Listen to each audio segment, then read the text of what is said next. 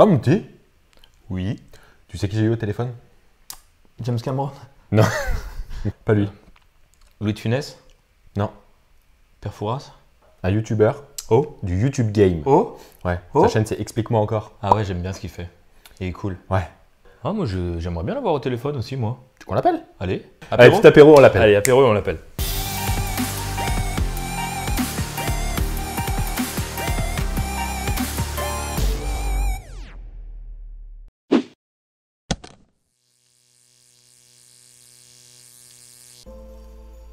Ah, ouais, ok.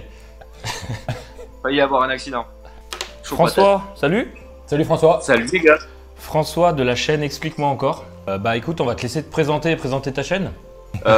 François, j'ai une chaîne YouTube comme vous. J'ai une chaîne qui a eu plein de vie et qui actuellement fait, on va dire, de la vulgarisation sur les techniques d'image et de montage, de films, etc. Et puis voilà.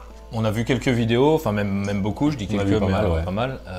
On a vu que tu faisais aussi des courts-métrages. Ouais, je suis vidéaste à plein temps. Yes. Ah, Alors, cool. pas que sur YouTube, hein. Ouais. D'ailleurs, même Ouais, à côté. c'est une partie assez minime de mon activité, mais du coup, voilà, je tourne des clips, je fais des vidéos de mariage, je fais de la vidéo promo, des vidéos d'entreprise, des choses comme ça. D'accord, donc tu arrives à vivre de ta passion. Bah écoute, ça a commencé officiellement il y a 2 mois et demi, 3 mois, et ouais, Ah ouais, c'est pour tout neuf. l'instant. Ouais, enfin, je le faisais avant si tu veux, mais À côté en loisir. Ah, vas-y. Mhm. Et donc, comme j'ai commencé à avoir un peu de demandes, je me suis dit, bah, pourquoi pas tenter, quoi. Tenter l'expérience. Et bah, écoute, normalement, jusqu'à juin, c'est bon. Génial, bah Cool. félicitations. Du coup, ça nous Ah, emmène merci. directement sur la seconde question. Comment t'es devenu passionné d'image et d'audiovisuel? C'est parti de quoi?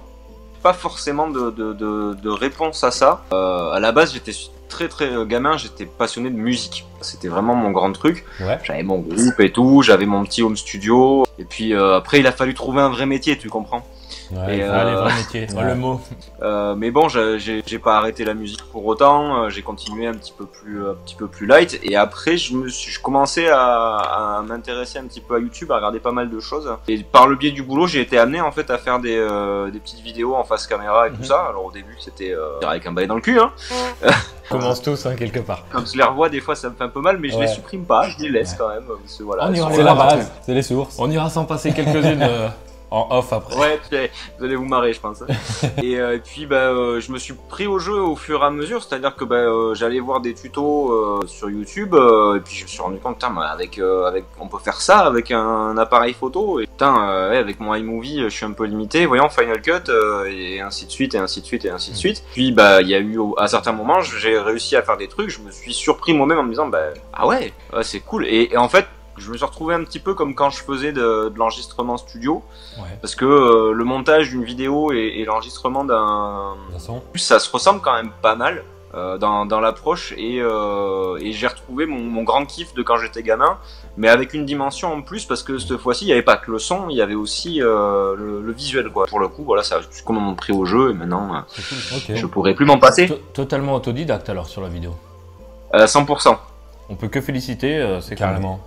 Enfin, avec toute la matière qu'il y a quand même sur internet pour apprendre à filmer, à monter, et puis enfin même si tu vas un peu du côté des anglo-saxons, il y a pas mal de mecs qui donnent de très bons conseils, même si ça devient un peu redondant et que tout le monde fait un petit peu les mêmes tutos depuis quelques temps. Mais au final, c'est pas si compliqué que ça, à condition d'en faire un petit peu tous les jours, comme quand tu vas faire du C'est sport, comme quoi. tout. On en a parlé dans une ancienne vidéo où on avait une interview avec Bonus Madja où on disait justement que il n'y a pas mieux que l'école de la pratique.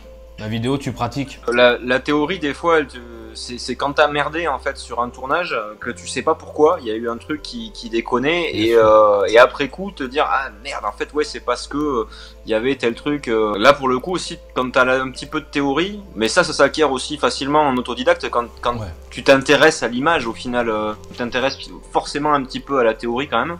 Et là tu vois, cet après-midi je regardais une vidéo sur YouTube, un mec qui faisait un comparatif entre une Canon C300, donc caméra cinéma, et un iPhone XS.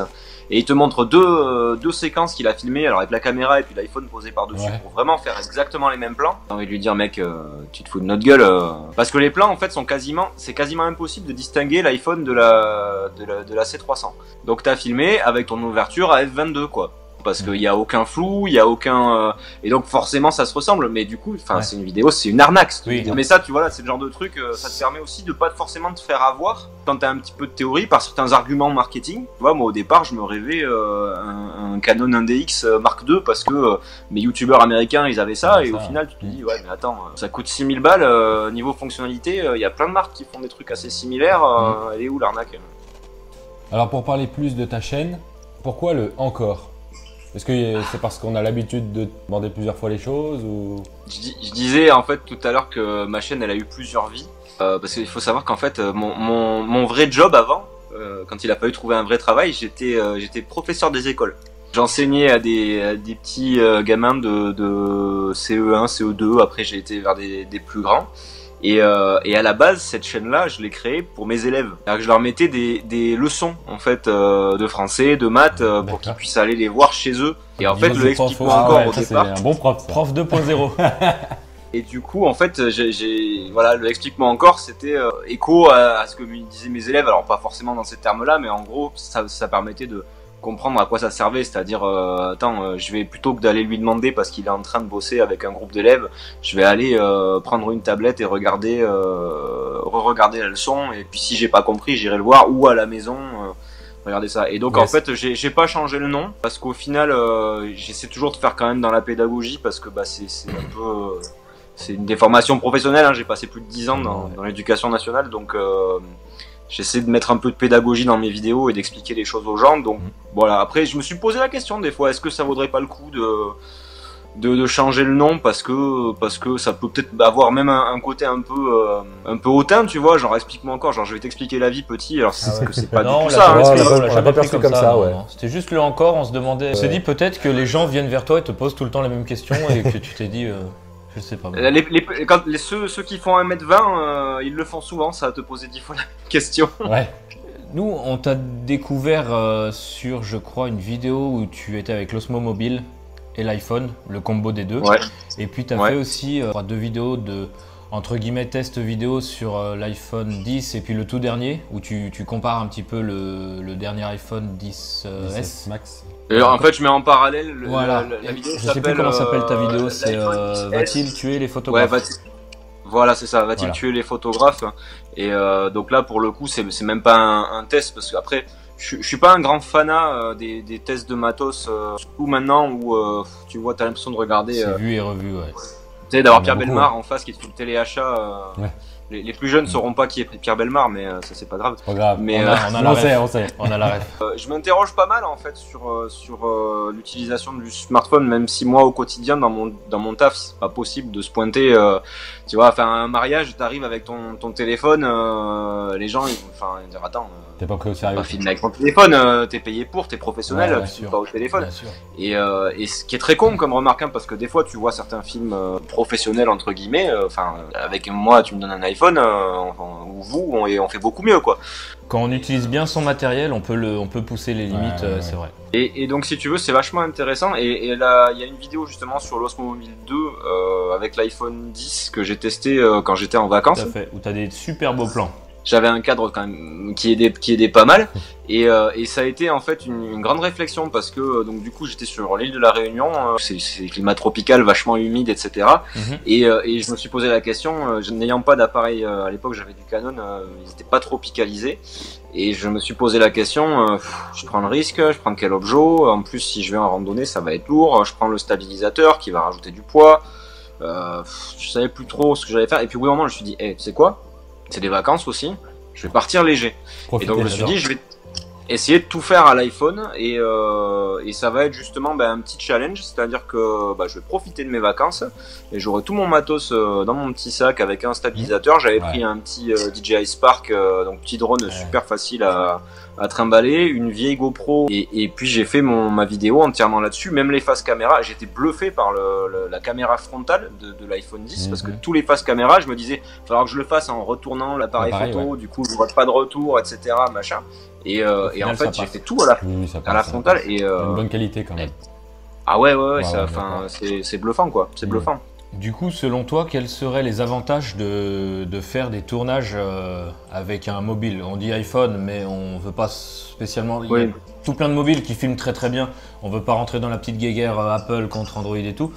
Quels seraient les avantages de faire des tournages avec un smartphone? Alors il y en a toi. plusieurs. Déjà le fait que le smartphone on l'a toujours avec soi, l'encombrement et le fait que il y ait juste à le sortir de la poche pour y aller, ça c'est quand même un gros point. Moi je sais que il y a des fois je me dis je sors sans mon matériel et je tombe sur un endroit, un coucher de soleil ou un truc à la con, je dis tiens j'aurais pu filmer ça et j'ai pas ce qu'il faut. Voilà. Et du coup, comme le type d'image de ma chaîne ou des vidéos que je fais en pro, c'est quand même un type d'image réflexe. Si au milieu je cale un truc fait au smartphone, ça va se voir.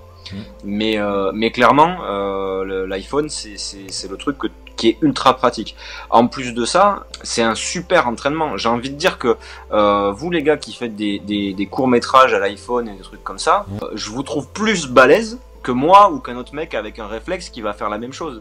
Pourquoi? Parce que santé.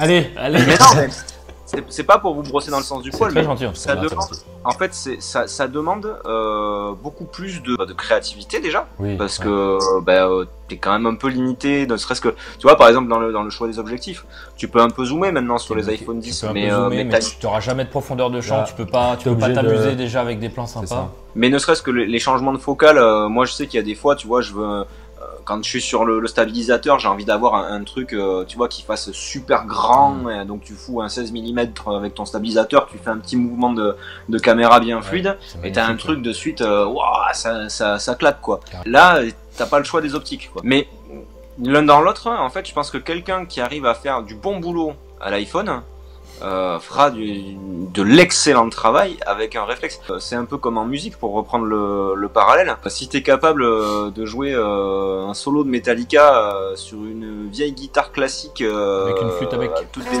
le jour où on te fout une Gibson dans les mains, t'as un boulevard quoi. Carrément. T'as bien résumé l'essence de notre chaîne, ce qu'on veut peut-être pas prouver, ça serait un peu prétentieux, mais ce qu'on veut montrer, la créativité prévaut sur le matériel et qu'on peut combler les manques d'un matériel, les défauts d'un matériel avec un petit peu d'astuce et des trucs comme ça. C'est comme en musique, c'est-à-dire que t'as des gens qui ont du talent, quel que soit le matériel qu'ils ont. Exactement. Ou qui vont justement travailler avec un matériel qui est pas confortable. Je dis pas qu'il est pas qualitatif, mais l'iPhone en fait c'est pas confortable. Oui. Moi, tu vois, par exemple, dans mon travail, ça serait absolument pas confortable dans le sens où j'ai pas accès à des réglages rapidement, j'ai pas, comme on disait, la possibilité de changer de focale, j'ai pas de trucs de batterie, de SSD, tu vois, plein de trucs, j'ai pas de flou d'arrière-plan facilement, j'ai plein de choses comme ça. Ça veut pas dire que c'est pas de bonne qualité, c'est moins confortable. Du coup, ça nous emmène sans transition. Sans transition aucune. Sur Bon, on a un petit peu présenté notre chaîne YouTube. Maintenant, les gens qui nous suivent savent un petit peu de quoi on parle. On est sur du tournage iPhone. On voulait savoir ton ressenti. Est-ce que tu penses qu'il est possible de réaliser un court-métrage, une vidéo d'assez bonne qualité? J'aime pas utiliser le mot professionnel parce qu'on en parlait l'autre fois, ça veut un peu tout et rien dire. Une vidéo de qualité avec un matériel très réduit tel qu'un smartphone, quelques lampes et une petite prise son. J'ai envie de dire Steven Soderbergh, tu vois, enfin le mec il a fait un long métrage pour le cinéma, donc qui passe dans les salles de ciné, donc qualité largement suffisante, tourné à l'iPhone. Ça fait partie de nos questions d'après, on va l'aborder tout de suite, du coup qu'on en parle, c'est le Steven, hein, on l'appelle Steven. Le petit Steven. Est-ce que tu l'as vu son film? Non, j'ai pas eu l'occasion encore de le voir, j'ai vu beaucoup d'extraits, et en fait, moi comment je l'ai vécu visuellement, ce que m'ont dit mes yeux, ça m'a quand même, choqué entre guillemets, pas choqué, mais ça m'a frappé. Effectivement, tu vois que c'est pas réalisé avec une caméra de cinéma. Tu vois que c'est pas une caméra classique. De là à dire, tu vois, si tu le sais pas, de là à dire, bien sûr, j'ai vu à 10 km que c'était fait avec un smartphone. J'irai pas jusque là. Là, mais effectivement, tu vois que l'image, elle est pas habituelle. Mais au-delà de ça, je trouve que ça sert à un propos, parce que si j'ai bien compris le synopsis du film, c'est une histoire de paranoïa, quelqu'un qui est enfermé à tort. Et donc, il y a un côté de proximité. En fait, je trouve que là, le choix de l'iPhone, il est pas fait pour une contrainte technique, il est fait pour enrichir le scénario avec l'image. Et c'est très malin de le faire dans ce sens-là. Et je sais pas si vous aviez vu, j'avais fait une vidéo sur une saison d'American Horror Story. Je sais pas si vous suivez. Je suis un grand fan de cette série, j'ai vu ta vidéo. Ouais. Et il y a des passages qui sont filmés au smartphone. Et pareil, ça, c'est vraiment totalement dans le storytelling. Et j'ai trouvé que c'était du pur génie en fait, cette façon d'utiliser le smartphone, les GoPro dans une série à gros budget. Exactement, où ils ont des caméras, mais c'est utilisé volontairement pour donner une certaine couleur. Voilà, exactement. Alors nous, on a vu que tu montais sur Final Cut Pro, c'est ça? Yes. Est-ce que toi, tu serais prêt un jour, sur des montages, on va dire, peut-être un peu plus simples, à passer sur des solutions mobiles, donc smartphone ou tablette, mais sur un logiciel de montage type LumaFusion mobile? Alors j'ai LumaFusion, je l'ai testé. En fait, il y a un truc, c'est comme souvent on me demande sur la chaîne aussi, ouais, tu peux pas faire des tutos sur Premiere et tout ça, ou sur Filmora, ou sur machin. Le truc, c'est que Final Cut étant mon outil de travail, j'y passe un temps monstrueux, je le connais par cœur. Voilà. Oui, j'ai vu les raccourcis. Et qu'en fait, les raccourcis clavier, les machins, enfin, et je suis très vite frustré. Mais alors, du coup, c'est même pas une question de mobile ou de solution fixe. C'est que me sortir de Final Cut, ça me demande un effort. Oui, et surtout quand tu sais que derrière, putain, mais j'ai juste à sortir Final Cut et ce truc il est fait. Beaucoup plus simple avec ça, donc t'as pas envie de. Bah oui. Donc ça, et peut-être juste sur une réalisation par défi. Ouais, mais par défi, pourquoi pas, ça pourrait être sympa, surtout qu'en plus, enfin, moi, ce que j'ai pu tester de Filmora sur des trucs, alors sans parler forcément d'iPhone, parce que là, pour le coup, sur un smartphone, je me vois pas monter. Là, pour le coup, je pense que j'arriverai pas. Sur une tablette, un iPad Pro, les iPad Pro sont bluffants en termes de puissance. T'as un truc qui est plus fluide que sur un Mac ultra balèze, quoi. Par défi, ouais, ça pourrait être totalement marrant. Faudrait essayer, voir un petit peu, mais j'aime bien l'idée, j'aime bien les défis. Du coup, est-ce que tu as suivi un petit peu l'actualité sur le monde de la production mobile? On a vu récemment que y a enfin, ça fait un moment qu'ils sont dessus. La marque Zeiss a sorti des petits optiques pour smartphone. Il y a aussi les caméras RED qui sortent leur smartphone en fin d'année. Et tu as même Adobe qui va lancer une suite logicielle pour smartphone et tablette. Du coup, il y a quand même pas mal de grandes boîtes de professionnels qui s'intéressent au milieu du mobile. Qu'est-ce que tu en penses et comment tu vois évoluer les choses sur ce milieu?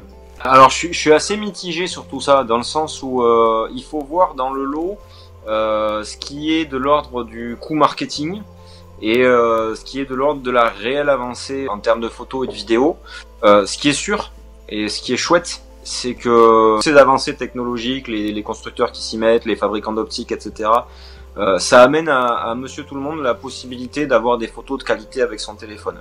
Le pendant négatif, c'est que du coup, il y a des gens qui se mettent à penser que finalement, les photographes, les vidéastes, ça sert plus à rien. Attends, moi j'ai de la 4K dans mon téléphone, sa caméra elle fait même pas de la 4K, quoi. Oui, donc je peux filmer en mode portrait n'importe quoi et puis rouler jeunesse. Après, c'est chouette qu'ils s'y intéressent, mais peut-être qu'un jour, on aura des trucs tellement puissants et tellement, flexibles qu'on pourra tout faire avec un smartphone. Pour l'instant, on en est très très loin. Et j'ai peur en fait qu'il y ait des gens entre guillemets qui se fassent avoir, ce qui est finalement un peu le cas, parce que quand tu regardes ces chaînes high-tech qui te comparent tous les smartphones, etc., et même quand tu lis un petit peu sur Twitter, t'as les gens qui disent ouais, le Pixel il fait des meilleures photos que l'iPhone ou le Galaxy ou machin. Enfin, regarde, mec, c'est des capteurs de portables, c'est tout pareil, quoi. Oui, enfin, la différence elle est comme ça. Si c'est clair. Mais c'est le mec derrière qui fait la différence après. Voilà. C'est le photographe.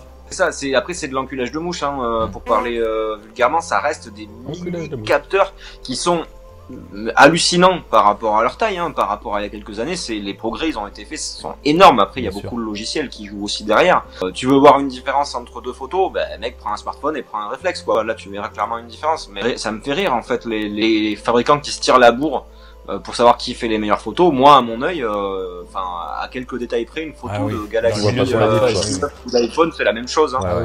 Quand on compare maintenant et il y a 10 ans, oui, il y a une différence, mais maintenant, d'année en année, les évolutions ça change plus énorme. On a vu que tu fais des analyses sur ta chaîne, des faits, ou parfois même un petit peu d'écriture scénaristique, comme sur American Horror Story. Du coup, est-ce que tu es un passionné de cinéma et de séries? Totalement. J'ai fait, ça fait un moment que j'en ai pas fait, j'ai fait ces analyses-là en fait à but pédagogique en fait. J'ai beaucoup aimé notamment celle d'American Horror Story. Et l'idée en fait, si tu veux, c'était d'amener les gens à se rendre compte que l'image elle parle aussi en fait. Moi dans mon optique, tu peux pas faire de la vidéo et ne pas regarder ce qui se fait quoi, et ne pas regarder des films et ne pas regarder des séries. Parce que c'est là que tu vas trouver l'inspiration, c'est là que tu vas comprendre plein de choses. Yes. Moi, ça m'a fait tilt celui que j'ai fait sur la Casa des Papel, où tu vois que, c'est un cours de plans. cadrage, quoi, la Casa des Papel. Je te jure, c'est hallucinant parce que tu peux décortiquer un plan toutes les 30 secondes où tu peux expliquer une notion de cadrage dessus. Et je trouvais intéressant de faire ça, même si c'est pas forcément une habitude. Genre ma chaîne n'est pas une chaîne d'analyse ou quoi que ce soit. C'est un format que j'aime bien, que j'espère que tu reproduiras. Disons qu'il faut avoir la matière. Il faut avoir le bon sujet, ouais, bien sûr.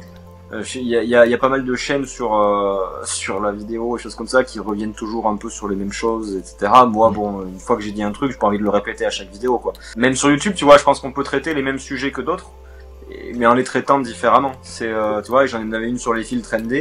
Toutes les vidéos que je voyais vous disaient, il vous faut absolument des filtres ND. Et moi, j'ai fait une vidéo, faut pas absolument un filtre ND. C'est bien, ça peut servir, c'est très pratique. Mais si t'en as pas, c'est pas grave. Yes. Je fais autrement. C'est comme nous, on n'a pas de caméra. Bon, voilà, on fait ça. mais exactement. Tu vois, c'est exactement cette philosophie-là, dans le sens où fais avec ce que t'as d'abord. L'important, c'est de faire. Il y a plein de gens. Exact. L'important, c'est de faire. L'important, c'est de faire. Ouais. Donc, pour parler cinéma, est-ce que rapidement, tu pourrais nous donner un top 3 de tes films préférés? Alors, on va dire que c'est un top 3 de ce qui me vient là. Oui, voilà, c'est ça. Hein, c'est ça. Je suis un grand fan de Christopher Nolan. Ouh. Je trouve qu'il est talentueux surtout sur l'écriture, sur la mise en scène, Surtout. Ah bah oui, surtout. Moi je crois que tu vois, j'ai longtemps hésité dans lequel était mon préféré, mais je penche quand même pas mal pour Interstellar. Ah, c'est mon film préféré. On s'est pas concerté avant. Bière, allez, à la tienne. Je suis un grand fan de Fight Club. J'ai beaucoup aimé. Alors il a un petit peu vieilli. Mais à l'époque, bon, j'étais jeune, donc ça m'avait beaucoup marqué. J'avais beaucoup aimé Matrix, sachant que il y en aura peut-être plein d'autres. Carrément, c'est possible. On va faire la même sur les séries. Top 3 séries du moment, parce que les séries c'est tellement dans la consommation, ça va, ça vient. Alors je vais garder la première en dernier, parce que là pour le coup il y a un classement. Vas-y.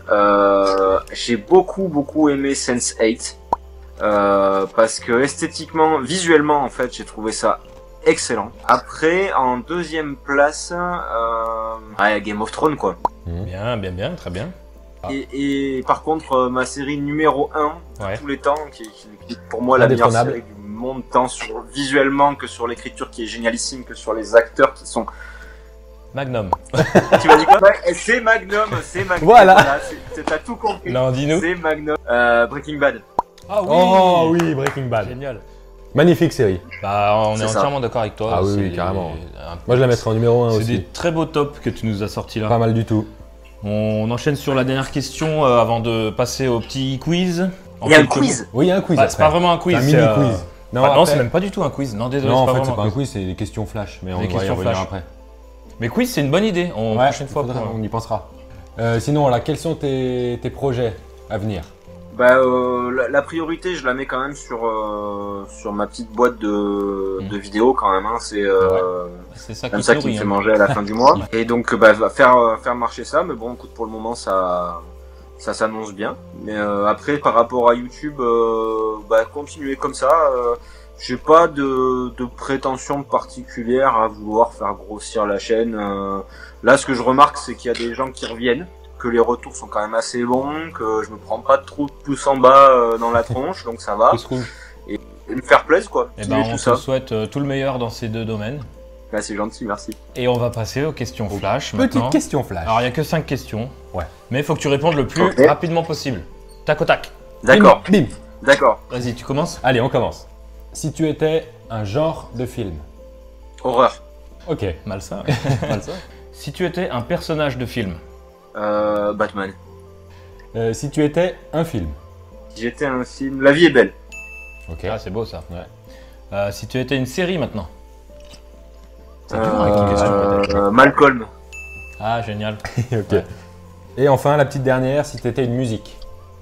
Killing in the Name de Rage Against the Machine. Ok. Écoute, on arrive à la fin de toutes nos questions. Là, est-ce que tu veux rajouter quelque chose, quoi que ce soit, un dernier mot sur... Bah écoute, non, c'était déjà super sympa. Moi, je suis vraiment content d'avoir bu l'apéro avec vous et puis discuter là-dessus parce que je trouve que votre chaîne, elle amène quand même pas mal de neuf dans le paysage YouTube. Des chaînes qui travaillent sur la vidéo en français parce que c'est quelque chose qui n'existe pas. Donc ça, c'est tout à votre honneur d'avoir un concept original et puis qui montre aussi aux gens qu'il n'y a pas besoin, comme vous l'avez dit tout à l'heure, d'avoir des tonnes de matos et qu'à un moment donné il faut juste y aller, quoi. Faut y aller. Ouais, c'est ça qu'on veut. Et je trouve que c'est un message qui est fort et qui est super important qu'on a tendance un petit peu à oublier. Et donc dernier mot, bravo les gars, quoi. Merci beaucoup. C'était un vrai plaisir de prendre l'apéro avec toi. Ouais, carrément. Et j'espère à l'occasion en vrai. Si tu passes sur Lyon, n'hésite pas. Bah écoute, ouais, si je passe sur Lyon, la première chose que je fais, c'est vous appeler. Ah ouais, avec grand plaisir. Comme ça, tu viens en vrai ici, là. Voilà, tu te mettras là à côté. La bière, c'est pour nous, là. C'est tout pour nous. Mais bien. Ah, cool. Mais bien. Il y aura les chips en plus. Ah bah bien sûr. Chips, fromage. Peut-être petite pizza, on sait pas. Ah ouais, on peut sortir des budgets si c'est toi, par contre. Ouais, on peut. À toute notre énorme communauté, allez tous vous abonner. Tu vas gagner au moins 2 abonnés, merci. Ça va être cool. Allez, c'était super cool. Merci pour ton temps et ton temps. Et ton temps. et ton temps. Voilà. Ça marche. Allez, continue tout ce que tu fais, on adore. Merci beaucoup. Merci bien. À la tienne. À la prochaine. Allez, à bientôt. Salut François. À plus. Ciao. Très gentil ce petit François. Explique-moi encore. Bah j'adore, ouais, il est super sympa, c'est grave cool. J'aurais bien aimé qu'on l'ait en vrai. Bah, la prochaine. En 3D là, c'est palpable. Merci beaucoup puis encore. Breaking Bad, quoi, quand même. Breaking Bad. Interstellar. En fait, j'aurais bien aimé qu'il sorte un Tarantino, moi. Tarantino, c'est bien, c'est du lourd aussi. Ah, moi, je kiffe. Mais Interstellar, quoi. Ouais, non, mais. Il est trop fort. Ouais. Il a raison. Ouais. Lui, il a les yeux en face des trous, il voit la vérité. Sur ce, moi, je vais y aller. Allez. Attends, je finis mon cidre. Allez. Au revoir. Abonne-toi. Oui. Like, commente, partage. Mets un pouce en l'air. Au revoir. Au revoir.